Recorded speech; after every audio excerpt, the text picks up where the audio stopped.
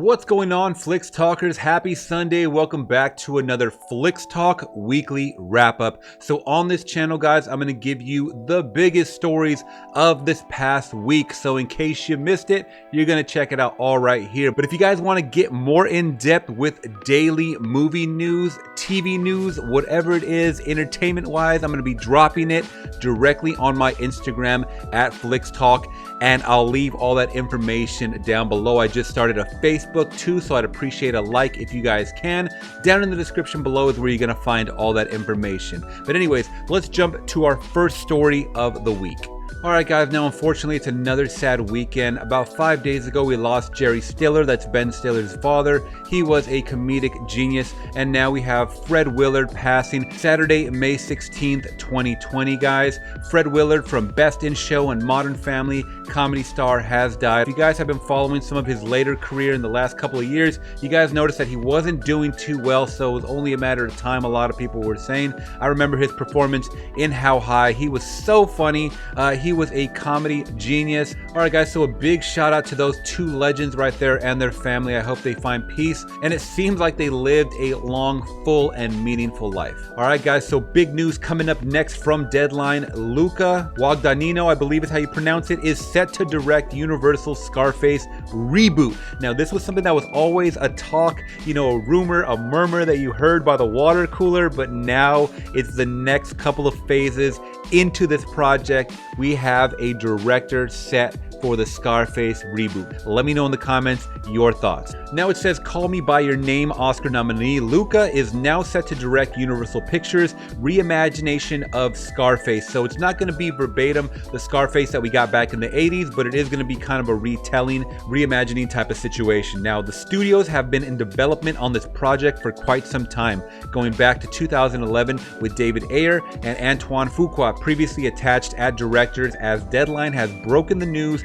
on this project over various points. Alright guys, so that's the first bit of official big news for this reboot. Did we need a Scarface reboot? Let me know in the comments below, or should we have left it in the past? Alright guys, now coming up next from Insider.com, we have a huge one for the Hamilton fans. Now, if you guys aren't aware, Hamilton is coming directly to Disney Plus in July, but people are more worried about Disney censoring Hamilton when it becomes available. Now, I'm one that's not really a fan of Hamilton. I don't know really too much about it. I know it's a musical, but it's more set, I believe, like in the street level, and there's a lot of cursing and rapping and stuff like that. So a lot of people like that true nature from what I've been told. And if it's on Disney, it's gonna get censored, watered down, PG-13, and a lot of people are upset when it comes to that. Now the cliff notes for this, guys, is Disney has announced on May 12th that the Hamilton movie, previously slated for 2021 theatrical release, would hit Disney Plus on July 3rd. So that was back then. They announced it for coming up in the next couple of months. People online are questioning whether Disney will censor the show for its streaming platform. Hamilton includes explicit language as well as sexual themes and gun violence. So in my personal opinion, they're going to have some kind of disclaimer before the movie if they do not censor it. If they don't do that, they're going to have a lot of parents upset in my eyes, I believe. Some parents might know what their kids are watching or not, but I think they're either going to have to do that or they're just going to completely just PG-13 it out. And next it says Disney has previously censored movies like the 1984 film Splash by covering up instances of partial nudity, and also has moved shows with mature themes like the Love, Simon spinoff to Hulu. So that was a big controversy talked about that Disney did not pick up. They kicked it to Hulu, and it had a lot of people talking online. Let me know your thoughts in the comment section below, guys, especially if you're Hamilton or Disney Plus users. What do you think they should do? Next story. Alright guys, so for my CW and DC Comics fans, the CW unleashes new Swamp Thing poster art for the show's arrival this fall. Now this is brought to us by BloodyDisgusting.com, guys. And I'll be the first to say, I really enjoyed this season, and it was shitty how they got a raw deal. Only a couple of episodes in, they got canceled. It was a terrible situation for them and everyone involved, but I'm glad they're going over to the CW. I hope they keep to the grittiness theme that this show got, I believe, on DC's streaming platform. I'm not sure what it was called, but that's where you were able to see it exclusively, guys. And I thought it was just a cool show. Let me know once again in the comments below. What did you think? Now here's the brand new poster, guys, that they talked about. I think it looks absolutely amazing, phenomenal. It's a character that I didn't follow too much, but I grew to really love this character in the first season, and this first season will be available in fall of 2020. So later this year, guys, on the CW, if you guys want to watch it. And you know what? Who knows? This might spark some additional seasons. Once again, hopefully keeping in that gritty nature. Let me know your thoughts. All right, now big news for my Star Trek fans. I'm not one of them, but there's a lot of them out there, guys. This is brought to us by Engadget. I know my father's gonna be appreciative of this news. I'm gonna send him this article. He's a huge Star Trek fan, especially Picard. So Strange New Worlds is the latest Star Trek series for CBS All Access fans, guys. So the show will feature some of the best parts of Star Trek Discovery. So now it says the best characters of Star Trek Discovery Season 2 are getting their own show. On Friday, CBS announced Star Trek Strange New Worlds, a new all-access series that will see Anson Mount, Ethan Peck, and Rebecca Romaine reprise their roles as Captain Pike, Spock, and Number One. So Star Trek fans, once again, let me know in the comments below, are you excited to see this spin-off of Star Trek Discovery? So let me know. All right, next up from IGN, guys, we have some John Wick news, and it is the John Wick TV series, The Continental, will explore the origins of some franchise characters. Now, this was always whispered about, guys, The Continental, the prequel, all developing all of these side characters that we know and grow to love in the John Wick trilogy. You know, 4 is coming out in the next couple of years. Everyone's getting extremely hyped for that, but now they're reporting right here. While we had previously known that the Stars and Lionsgate planned TV series, The Continental, would be set in the early history of the John Wick franchise, one of the key creatives behind John Wick has now revealed that the show will also explore the origins of some of the movie's supporting characters. Now, the director of the John Wick franchise, Stahelski, said that the TV series will utilize a different perspective on the whole world. It's coming at it from different characters' point of view and what the breadth of that world is. The director said that while the John Wick movies are told over a period of a few days in the life of a title character and from his perspective, The Continental will have a very different timeline structure and a very different perspective of character, about how deep the world goes, and not just about assassins, but everything that's included. And a lot of the origin story are some of the characters that you will see in Wick. For one, guys, I am extremely excited to see about these side characters, a spin-off, this continental world that we're going to be introduced about. I know a lot of you guys love Star Wars and all those spin-off movies, and this seems to be a trend, you know, amongst future movies. When these properties are in development, they love to do little side spin-offs, and I think television or streaming services need to utilize this tactic of spin-offs more often, especially currently in the situation that we're all in. All right, now keeping in that prequel vein, Screen Rant is bringing us Mad Max FuryOSA prequel eyes Killing Eve's Jodie Comer to star. Now, if you guys were not aware, Charlize Theron confirmed that she will not be returning for the prequel of FuryOSA. I'm actually kind of furiosa myself about that, but we have reports right here, guys. Killing Eve star Jodie Comer is among those being eyed to star in the Mad Max FuryOSA prequel movie. It's been exactly 5 years at the time of writing since Mad Max Fury Road, which is one of my favorites, especially in the series, guys. Movies in the last 5 years, so definitely check that out.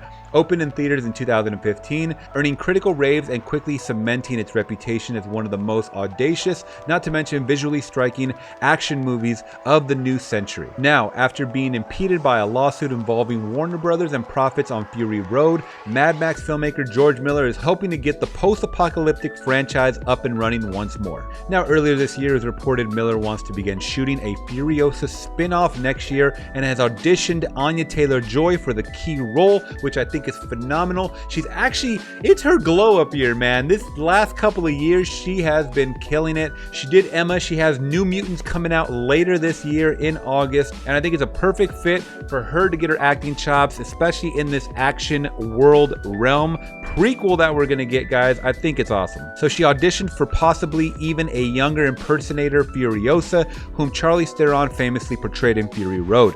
More recently, the filmmaker confirmed he's working on a Fury Road prequel and is looking to recast FuryOSA rather than digitally de-aging Theron like he'd originally intended. Unsurprisingly, it appears Taylor-Joy isn't the only promising up-and-comer he's approached about the project either.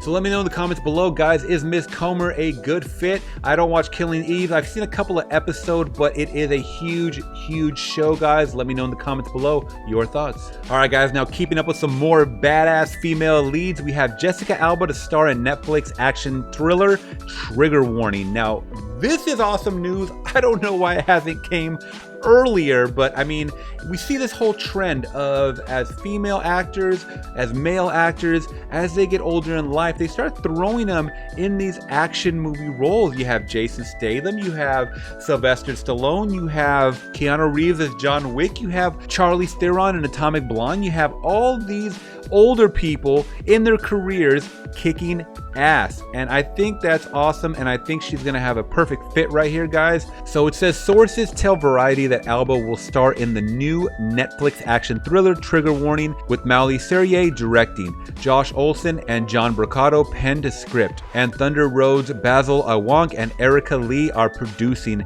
Alba will executive produce. So you've seen Alba recently in LA's Finest. It was a show that I actually watched. The first episode was not for me at all, but I guess apparently a lot of people liked it because it dawned and it sparked a second season, so some people liked it. But it says Alba will play a traumatized veteran who inherits her grandfather's bar and is faced with the moral dilemma after discovering the truth behind his untimely death.